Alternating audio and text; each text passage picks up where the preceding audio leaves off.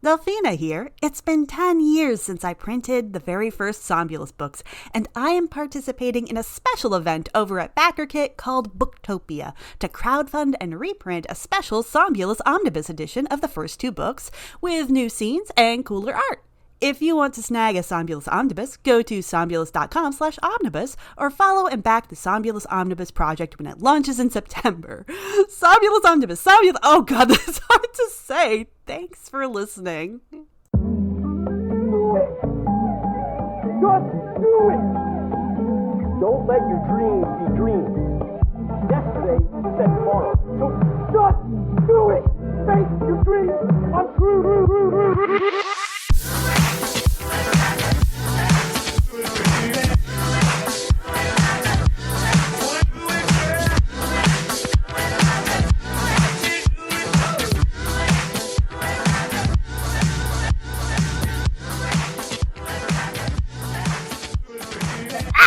Anyway, hello and welcome to Screen Tones, where we talk anything and everything webcomics. Today, we're going to be talking about Patreon, what it is, how it works for webcomics, and all of our experiences with it. I'm Crispy, I use she-they pronouns, and I make the comics Ghost Junk Sickness and Lunar Blight. And I'm Delphina. I use she, her pronouns, and I make the webcomic Somnolus. And I am Bob. I use any pronouns, and I make the webcomic Into the Smoke and also Demon of the Underground. Awesome. Well, thank you for joining us, Bob. So yeah, we're talking about Patreon, which is a site where you can get your readers to financially support you on a subscription model. You can make an account on patreon.com, send your readers over to give you any amount of money per month that they want. And you can also post bonus content for your readers that's either free to access or behind a paid tier. And this can be a really nice way to put a little money in your pocket, but it's also really easy to overwhelm yourself too. So we're going to talk about what we've learned about navigating it. Heck yes, overwhelmed. That's me. So I'm going to be asking you two some questions because I'm overwhelmed and I'm still trying to figure it out on my end. I'm still pretty new to it. So let's begin. Asking you, Delphi, let's start with you. How have you used Patreon for your webcomics? Like tell us the story, the beginnings. Okay. Well, I'm not an early adopter of anything, but I feel like I've been on Patreon for several years now. It was kind of getting into the public eye as like, oh, hey, webcomics are doing this. You can like go ahead and put your stuff on Patreon and your readers will give you money. What? And this was very appealing in the age of like, oh, banner ads are dying. Everybody's using ad blockers, and just having that nice recurring subscription sounded like a good deal to me. So I signed up. I made a little account. I made a couple of tiers. I feel like I started off with the early access for I'm making the webcomic, I'm making pages, and if you pay me $5 a month, then you can see the pages before anybody else. You can see an update early. So I've done that. I've tried a few other things. I've tried just giveaways for stickers and things. I have also done special behind the scenes things when I've been preparing for print. So there's a lot of editing that I do. Sometimes I switch up scenes and stuff like that. And so Patreon lets me show my supporters some early like looks at some of the edits that I'm making, and I kind of go into the reasoning behind why I'm making the tweaks I'm making. So it's kind of pulling back the curtain a little bit. Mm-hmm. And then also I just do just little fun things, whatever is kind of striking my fancy. So I've done wallpapers of the characters from my comics, and I did some other things that were kind of audio play things. That I didn't do that for very long though, because it felt weird, and I'm not sure that anybody was listening to them. Or I've also done the time lapse feature. I'll take a time lapse with Clip Studios features and show myself doing an illustration and then put a little music behind it, put a video up for my readers to check out. And yeah, that's been a pretty fun experience. I really like the idea for Patreon to like allow a lot of the behind the scenes, and it's kind of like an all in one place to have a paywall so that you can actually support the artists, especially in this time, to kind of see and have access to it. So that's been really, really refreshing to see. So, Bob, as our beautiful guest for this episode, I'm going to ask you the same question. Like, how have you used Patreon for your webcomics, and tell us all about it?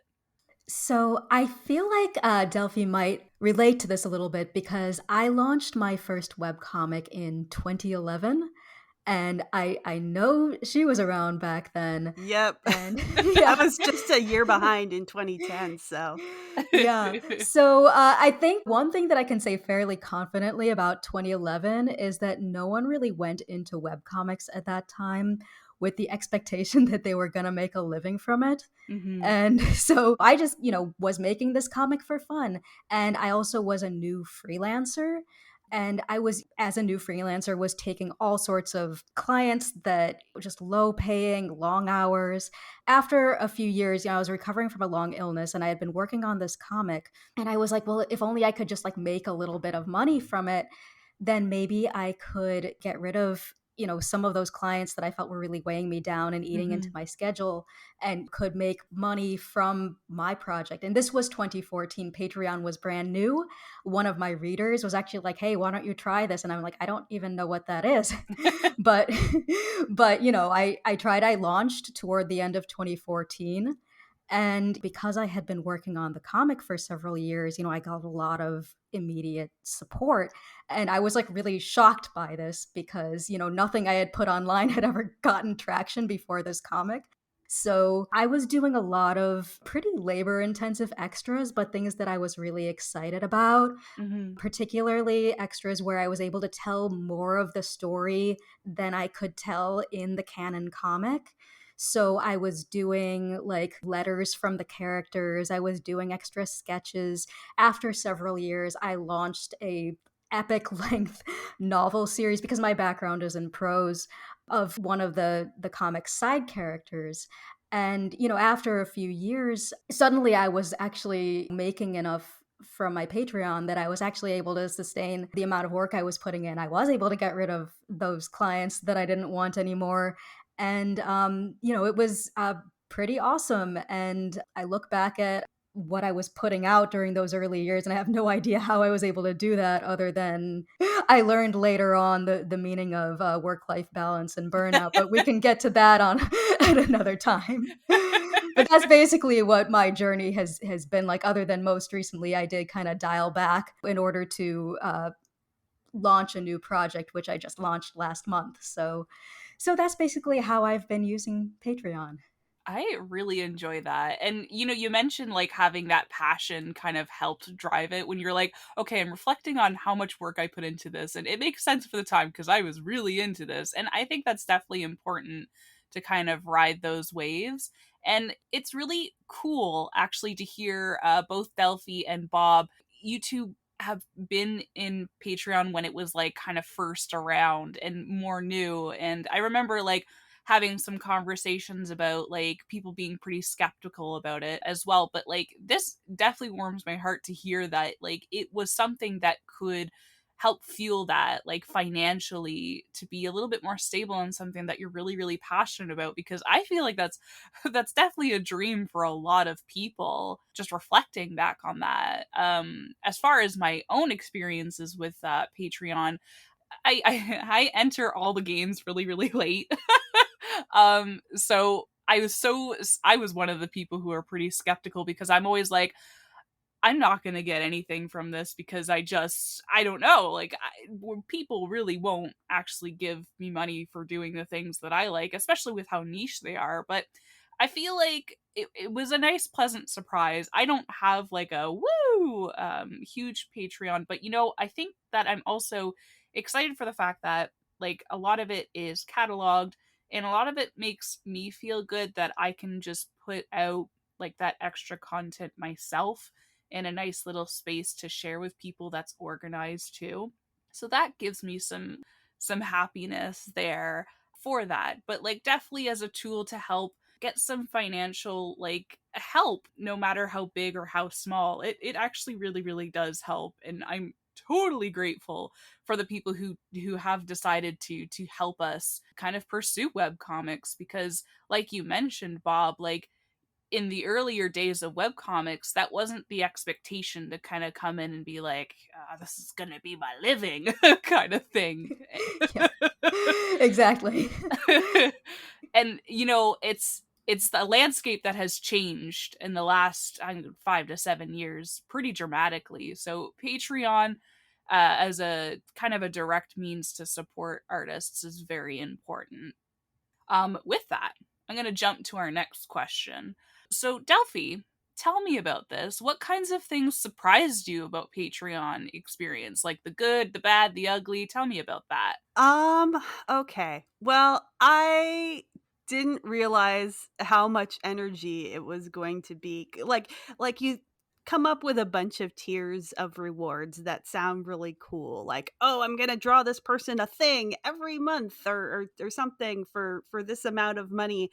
And like it, it's sustainable for a while, but after a period of time, it was just like so much. Like I can't do oh like big illustration every month. I can't Mm-hmm. do the wallpapers every month. Like at some point you start running out of ideas. You can poll people for their sort of opinions, or like maybe they want something or something like that, but like I think there's a fatigue there too, even with the people who follow me, at least, where they're just like, oh, I don't know, whatever. So I feel like I put a lot of pressure on myself initially to do a lot of this stuff. And one of the things that surprised me was that I could actually change course pretty easily.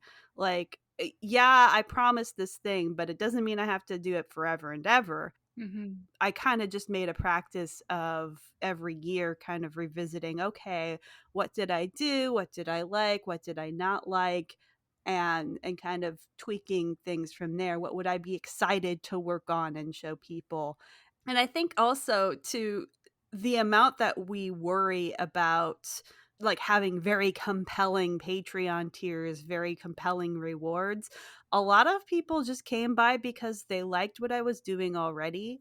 They just wanted to support me. I thought it was going to be more like a store, there was going to be more churn, but a lot of people just sort of set it and forget it, I think.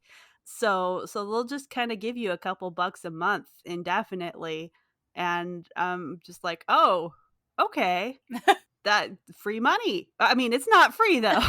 Like that's the No, thing though. yeah. You sort of feel like you're taking advantage of people, and like you feel a little guilty. Well, I have to give them something. This is a transaction. I have to do something, but we forget that like, oh wait, I am making an entire free comic for them Mm-hmm. to read, like, and I've been doing it for a decade.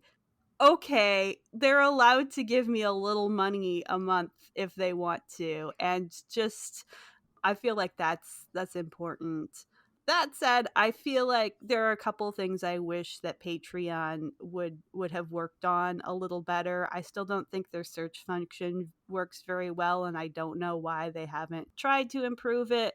I think a lot of the clientele that they're focused on is maybe music people or influencer people. And so a lot of their development over the years has been towards video and things that I don't really do a lot of, besides, the aforementioned time lapses. So yeah, I wouldn't say it's a bad place. I think it's got the brand recognition that you want in terms of uh, getting your readers to trust, like, Yeah. giving this thing money, because a lot of people that they're supporting, or if webcomic readers often read a lot of other people's webcomics, so it's a one-stop shop for a lot of places. So that's kind of nice. Yeah, sometimes I'm like, we could have had it all rolling in the deep. We did. I feel that. Oh my god. Uh, oh my gosh. Well, Bob, how do you feel about this? What kinds of things surprised you about your Patreon experience? Well, first of all, I have to say, I mean, like, I basically agree on like literally every point that Delphi just made. It's just take it out of my mouth, leave me with nothing to say. No, I'm just kidding. But Sorry. no, no, there's like, it's so true though. Like the fact that things that you think you can sustain on a monthly basis in the beginning, you Mhm. don't expect that you're going to be doing this for 5 years, 10 years, and I was doing it at the very beginning 18 original sketches a month that I would mail out That's so to much. patrons. And I cut it down to quarterly. I mean, I'm still actually doing them, but now it's quarterly. But yeah, it was like crazy. But I sometimes like to think. I mean, I don't think it's healthy to ever like compare yourself to a startup, but I'm going to just in this one situation, which is that when you are doing that initial push, sometimes it's justified to put in that extra effort and go above and beyond your typical output. But then it's supposed to be temporary. You're never supposed to sustain that, over the long term. And I think that's something that I wish I had learned a little earlier. Yeah. But also in terms of the flexibility of being able to change from month to month and say, well, you know what, this isn't working for me anymore. I'm going to switch it around. And, just like you said, there are so many people who they're not in it because they're just waiting for that next reward and they're going to cancel the moment you're late. It's like they want to support what you're creating.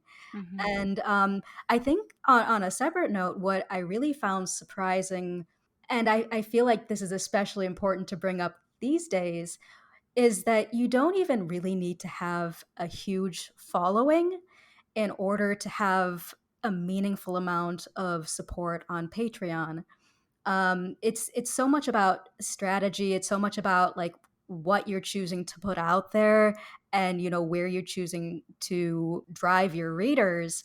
You have so much control over, like, do you want to use it as just like a tip jar, or do you want to do all these elaborate side projects? I was just really surprised because I assumed, since I didn't have the biggest readership, that I didn't have very high expectations. But I think even smaller amounts of support, they're really meaningful when they're steady, when they're every month, because that's what webcomics is. It's that steady, sustained support, the marathon, not a sprint. And getting that steady amount, even if it isn't the hugest amount, it really is meaningful. Yeah. No, I agree. I agree 100%. The small amounts add up, and it's helped get things kind of rolling again financially with like providing equipment that we definitely needed, and also helping fund like even going to conventions and stuff. Like the small amount of money really helps, and I definitely want to encourage folks for really believing in that, because I know that there is also like a doubt that they're like, well, I really do want to support so and so, but like I can only give $2 and it doesn't feel good to only give them $2, so I don't want to even try. And it's just like, no, if you feel like you can and if you really want to, I definitely encourage that, because honestly, anything helps and it does add up. And at the end of the day, I mean, if it's a coffee, it's a coffee. It's gonna help. It's gonna lift my spirits for sure. Definitely. um it's just really interesting to have talking about like the things that have surprised both of you with the Patreon aspect, and going into it as somebody who has entered the game a little a little late. I feel overwhelmed.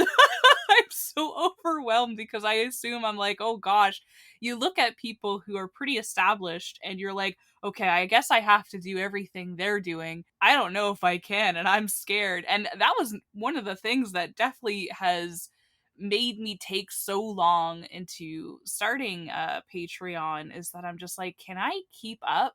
But Bob, you mentioning like creators having the power to use Patreon the way that they can as a tip jar, or just places like Delphi uses to put on like exclusive like behind the scenes stuff, like you do have control over that. And I know some creators who use Patreon kind of a pay what you want to, and you leave a lot of that in the hands of folks that are supporting you, so you have like a minimum payment of like $3, but they can up it to whatever. And some people just really want to see their faves succeed, and they will be like, oh, it's only a $3 tier, but I'm going to throw you like $20 a month because I really want you to succeed. And people like that are out there. Yeah, I've also seen people do this cool thing where, like, okay, if we can get to like blank dollars a month, then I'll release an extra page this month Yes. on my webcomic. And so, okay, that's that's very exciting for people to like be able to get this extra content.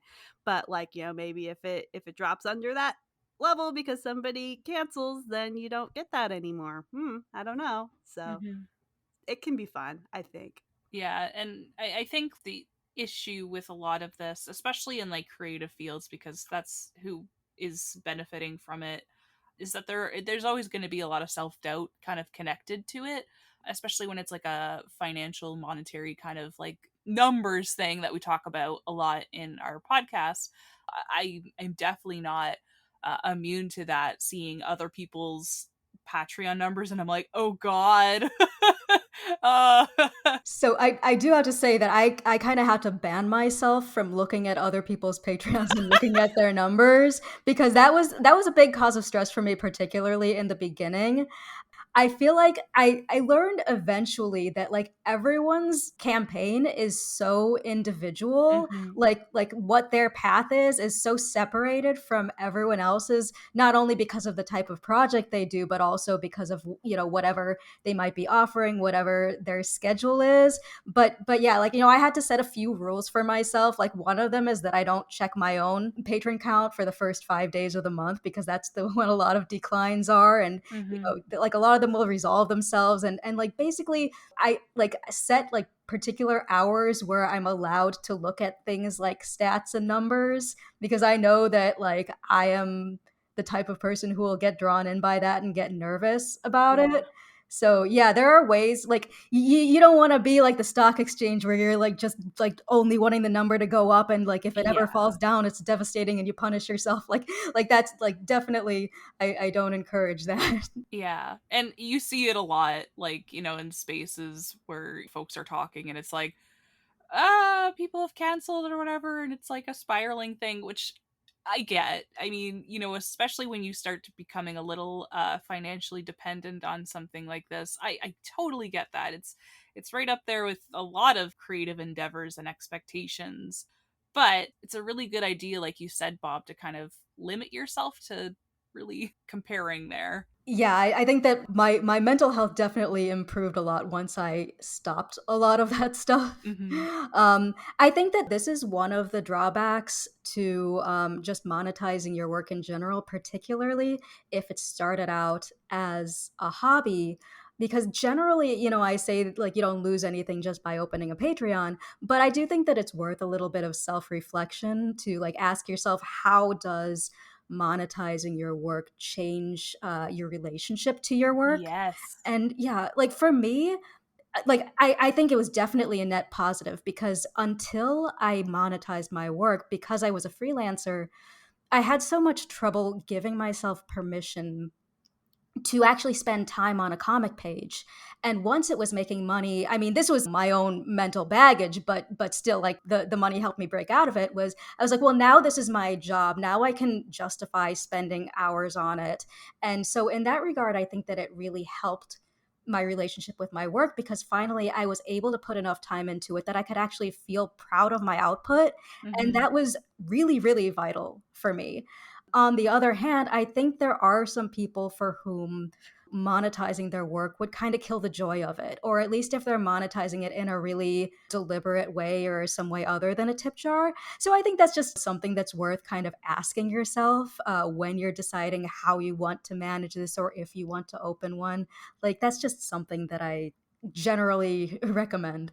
Yeah, I love that. That's a beautiful point, because it's definitely a source of like anxiety when you're kind of discussing this stuff in circles, and people are always like, when you start mentioning Patreon, you're always going to get like those people who are just like, well, nobody's going to care, or like, what's the point? And it's just like, I get that. But that self-reflection is just really important, and they feel like they have to too when everybody else is doing it. It's like, oh well, I guess I gotta do it. And it's just like, I mean, no. Use Patreon as a tool as it's meant to be. And I think like figuring it out along the way is going to be helpful. But before I go totally into that and start giving all the advice, I'm actually going to ask the next question that has much to do with that. So, Delphi, tell us, what is your advice to someone who isn't sure they should even make a Patreon for their webcomic? What would you tell them? Well, to everyone's point here, sometimes it's not for everyone. Sometimes it's like just this huge mass of anxiety. I have seen creators who are just cannot not look at those numbers, and it's just pain. Mm-hmm. And I like nobody, this is not required. There are so many ways to like make a successful comic that involve money, that don't involve money, and if this is not the one for you, you don't have to do it for sure. Grass is greener on the other side, sort of thing. Like, just check in with yourself, to Bob's point, and make sure that this is something that you want, that's something that's not going to ruin your relationship with your own work. But if it is, and if you want to get started, again, keeping things sustainable for yourself is really good. You can certainly start with some grand opening sorts of things, but keep in mind that this can go on for years and years and years, as long as you're doing your comic, sometimes even longer if you have other projects going on. So some things that I like to do are just stuff that I would be doing anyway, right? So I am making comics anyway, and showing them early to people is pretty easy to do, right? So that was an easy reward for me to do as a webcomic artist. I started on the first Monday of the month, 4 crops of upcoming panels that I like. And again, this relies on me having a month of buffer, but it does, like, just funny faces or something like that, that will give people a little taste of what's coming up for the next few pages. And again, that's something that I was already doing, so it's easy to offer to people. So if I do 4 or 8 pages a month, that's 8 posts on the month already. I've got my first Monday of the month, so that's another one. And then I like to do a monthly special thing, Oh. and that rotates depending on what's on my plate.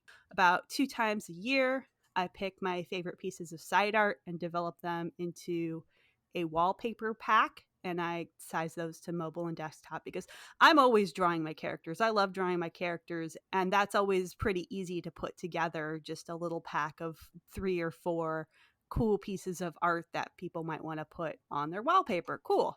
Sometimes you can do polls and stuff, so you could do a Q&A comic based on interesting questions from your comment section. Or if you have a community, sometimes it's fun to ask other comic creators, like, hey, do you have any questions that you want to see my characters answer, and develop something fun for that.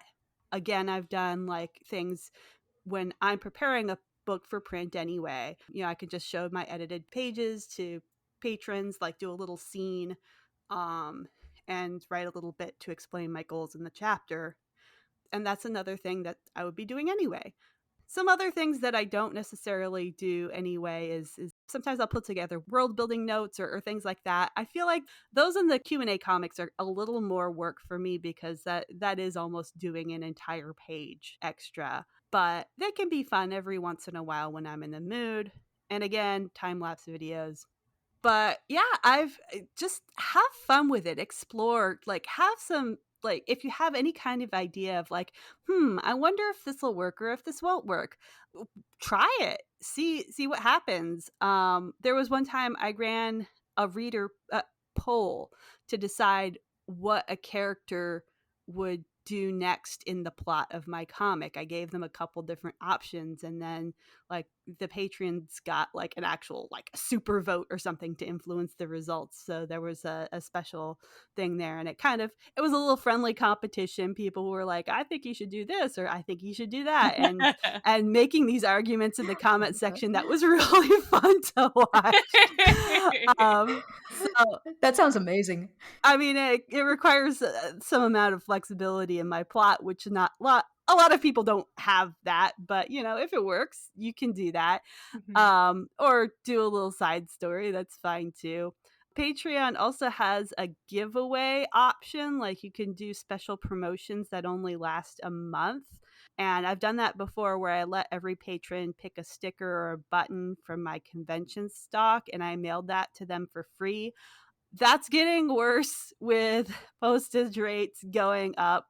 And also the last one I did, like, somehow I messed it up because they buried that. It used to be a lot more prominent of a feature, but, like, they've changed some settings over the years on patreon.com, and I had to, like, find it again, and it didn't get activated or for some Oh. reason, and, like, I'm still working with their help center to, like, figure that out. You could do that, but presumably there is an option where your patrons can be summoned and say, "Hey, if you want this thing in the mail, give us your mailing address and you can send them fun stuff." So if you're the kind of person who does a lot of conventions and has just merch that you don't want or you have extras of, that could be a nice little reward too. So those are just a couple ideas if you're kind of stuck for ideas. But again, if you don't want to do any of that, if that sounds like a lot of work and not fun,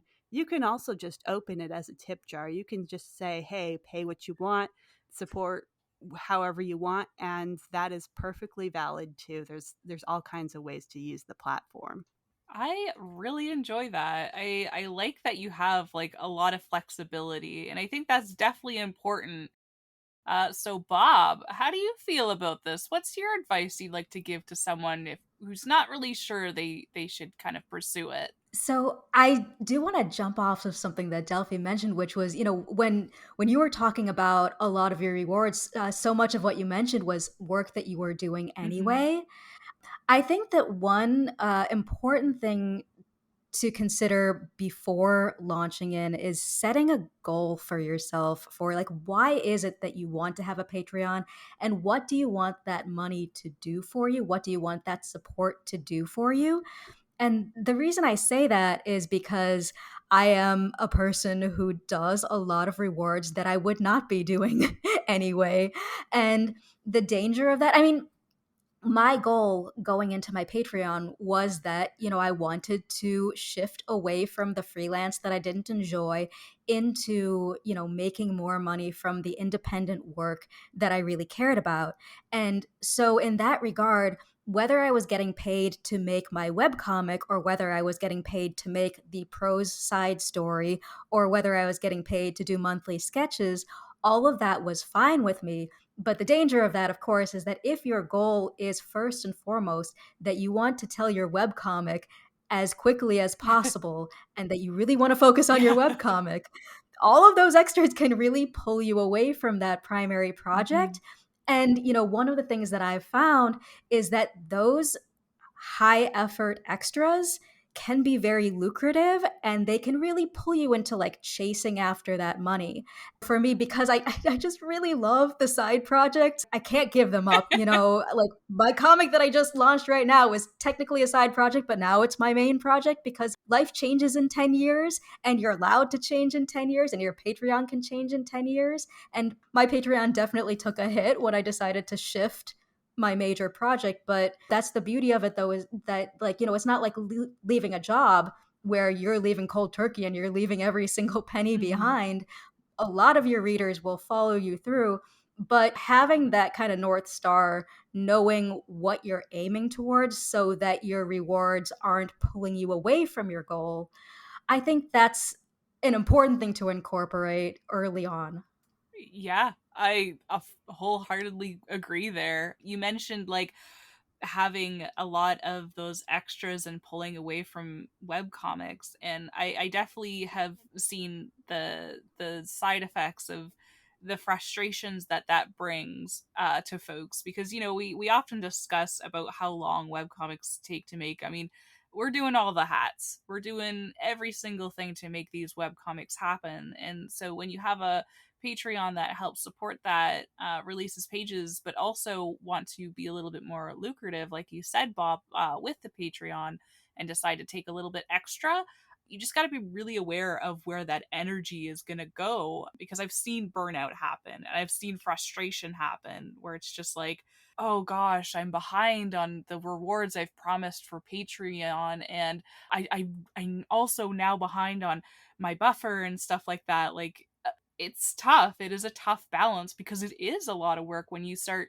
putting that front and center of like the goals and stuff like that. And I think you really do have to evaluate, like, what can I do here? Like, is this sustainable? And I think, like in anything, especially webcomics, it's just you really got to think, like, how sustainable is it? And sustainable is definitely number one here in a lot of cases, for me personally anyway, because I'm thinking about my own experiences with Patreon, and I like the idea of doing things I've already been doing. Like, we do pages, that's easy. Like, our patrons are going to see the entire month's buffer already at the beginning of the month, just because we work a little ahead. So they get like a whole batch reading of like 9 to 10 pages of one comic, and then I think it's 4 to 5 of the other because it doesn't update as much. And then they also get all of the behind the scenes work that we've already done in pre development, because working as a team to create Ghost Junk Sickness and Lunar Blight, we have all of the pre-production, we have a lot of the concept art and stuff like that we do right before we start the comic. And I think it's a cute little reward to kind of be like, hey, you can see all the crazy happenings and stuff like that, or look forward to seeing the construction of a scene that just went up. And again, that's stuff that we already had lying around.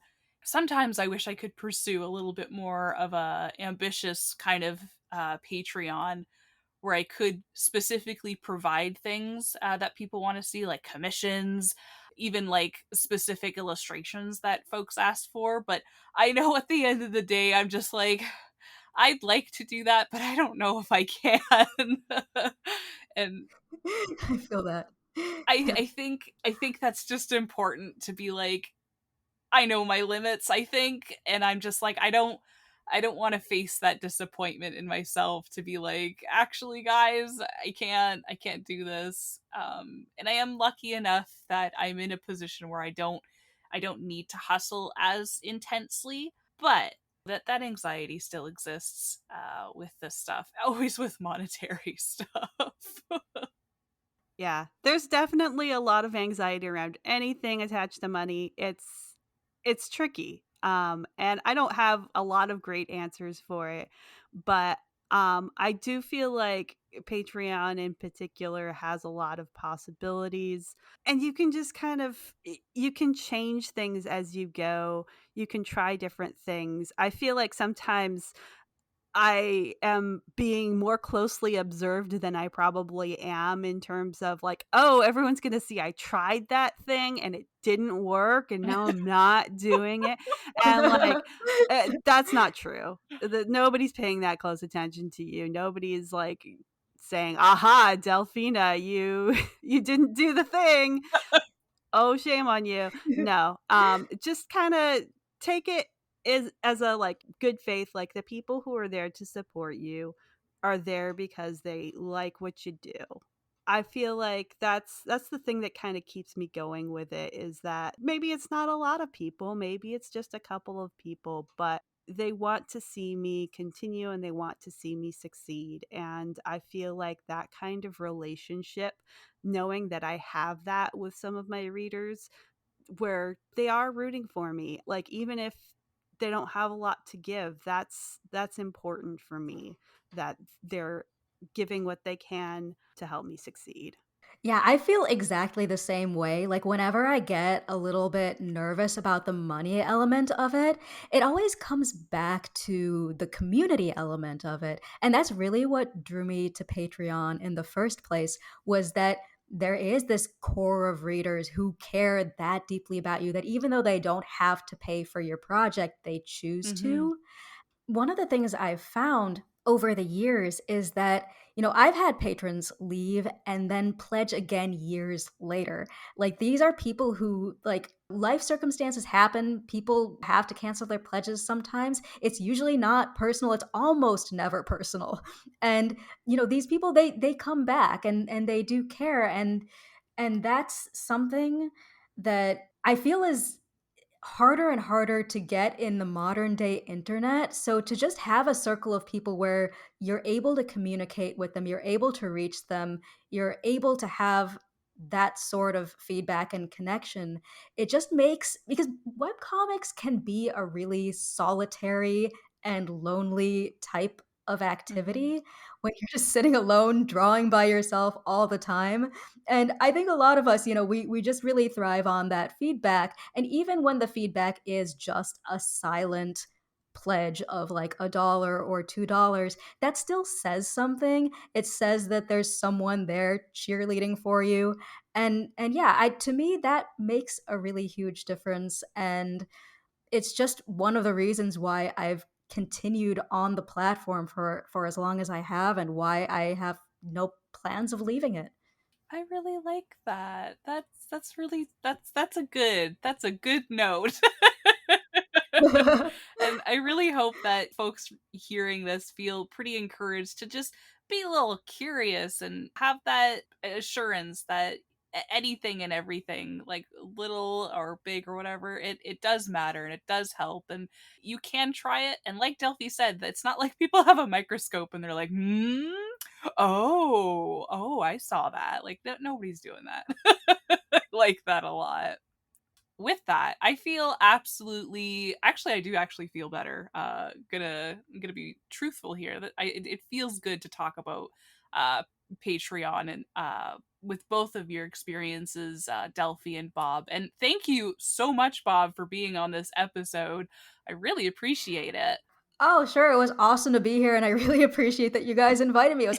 I just really enjoyed talking to both of Heck you. yes.